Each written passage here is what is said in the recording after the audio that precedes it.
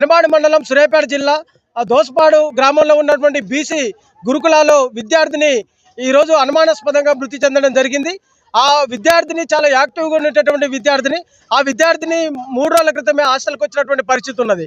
కానీ ఈరోజు తెల్లవారుజామున 7:30 గంటల ప్రాంతంలో తల్లిదండ్రులకు ఫోన్ చేసి మీ బిడ్డ జ్వరం వచ్చింది, మీ హాస్పిటల్కి తీసుకొస్తున్నామని చెప్పారు. మళ్ళీ 10 నిమిషాల్లోనే విద్యార్థిని చనిపోయిందని చెప్పేసి చెప్తున్నటువంటి పరిస్థితి ఉన్నది.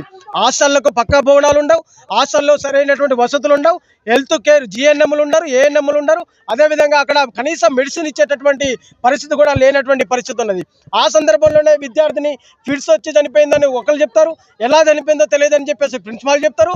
టైమింగ్స్ మేము పేరెంట్స్కి ఫోన్ చేశాం కానీ వాళ్ళు స్పందించలేదని ఒకరు చెప్తారు. మేము పేరెంట్స్కి చనిపోయిన తర్వాత ఫోన్ చేసినామని చెప్పేసి భిన్న అభిప్రాయాలతోటి ఈరోజు అక్కడ ఉన్నటువంటి సిబ్బంది ప్రిన్సిపాల్ చెప్తున్నటువంటి పరిస్థితి ఉన్నది. జిఎన్ఎం అక్కడ ఉండి జిఎన్ఎం ప్రాథమిక చికిత్స ఇవ్వాలి. ఆ జిఎన్ఎం అక్కడ ఉండి కూడా ఈరోజు ఆర్ఎంపీ దగ్గరికి తీసుకెళ్ళామని చెప్పి చెప్పడం అనేది చాలా ఆశ్చర్యకరంగా ఉన్నది. ఆ జిఎన్ఎంని తక్షణమే సస్పెండ్ చేయాలి, అక్కడ ఉన్నటువంటి ప్రిన్సిపాల్ని సస్పెండ్ చేయాలి.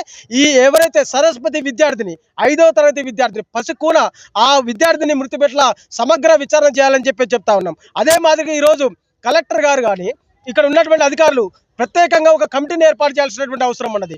గురుకులాలు జైల్లో అండి, గురుకులాలకు విద్యార్థి సంఘాలను ఎలవ్ చేయరు, పోలీసులని ఎలవ్ చేయరు, పేరెంట్స్ని కూడా ఎలవ్ చేయనటువంటి పరిస్థితి ఉన్నది. ఈరోజు అమ్మాయిలుగా వాళ్ళ అనారోగ్య పరిస్థితులు చాలా ఉంటాయి.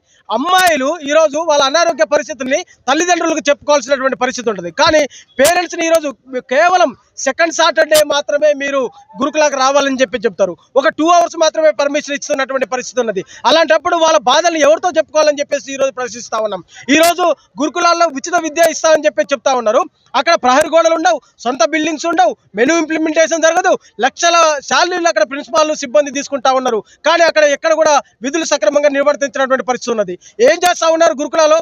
విద్యార్థులకు క్లాస్ వైజ్గా ఈరోజు వాట్సాప్ గ్రూపులు పెడతారు. వాట్సాప్ గ్రూపులలో పెట్టి మీరు బిస్కెట్ ప్యాకెట్లు తెచ్చుకోండి, ఎరేజర్ తెచ్చుకోండి, బుక్స్ తెచ్చుకోండి, నోట్స్ తెచ్చుకోండి అని చెప్పేసి విద్యార్థుల తల్లిదండ్రులకు 2,000 రూపాయలు 3,000 రూపాయలు సెకండ్ సాటర్డే వచ్చినప్పుడల్లా ఖర్చు చేయించే పరిస్థితి ఉన్నది. మీరు ఉచితంగా చదువు చెప్తున్నారా, లేకపోతే విద్యార్థులు ఫీజులు కట్టి చదవాల్సినటువంటి పరిస్థితి ఏర్పడిందా అనేది కూడా స్పష్టం చేయాలి. చివరిగా ఈరోజు మేము చెప్తా ఉన్నాం, ఈరోజు ఈ రాష్ట్రానికి విద్యాశాఖ మంత్రి ఉన్నాడా? విద్యాశాఖను కూడా నేను ముఖ్యమంత్రి గారు నేనే చూస్తున్నానని చెప్పి చెప్తా ఉన్నాడు. మరి ఈరోజు రేవంత్ రెడ్డి గారు ముఖ్యమంత్రి గారే ఈరోజు విద్యాశాఖను చూస్తే ఇక్కడ విద్యార్థులు బలైపోతూ ఉంటే విద్యార్థుల తల్లిదండ్రుల కోసం మీకు వినపడట్లేదా అని చెప్పేసి మేము చెప్తా ఉన్నాం. విద్యాశాఖ మంత్రికి ఈరోజు ముఖ్యమంత్రి గారికి ఇక్కడ ఉన్నటువంటి అధికారులు ఈ రాష్ట్రంలో ఉన్నటువంటి విద్యా సంస్థల మీద సమగ్ర విచారణ జరుపుతూ విద్యార్థుల మృతుల పట్ల సమగ్ర విచారణ చేస్తూ ఆ కుటుంబాలకు న్యాయం చేయాలి. ఇప్పుడు తక్షణ సహాయంగా కలెక్టర్ గారు ఒక 10 లక్షల రూపాయలు ఈ సరస్వతి కుటుంబానికి అందించాలి. అదేవిధంగా 50 లక్షల ఎక్స్గ్రేషియా సరస్వతి కుటుంబానికి ఇస్తూ ఆ కుటుంబంలో ఒకరికి ఉద్యోగం ఇవ్వాల్సిందిగా మేము ఎస్ఎఫ్ఐ విద్యార్థి సంఘంగా డిమాండ్ చేస్తా ఉన్నాం.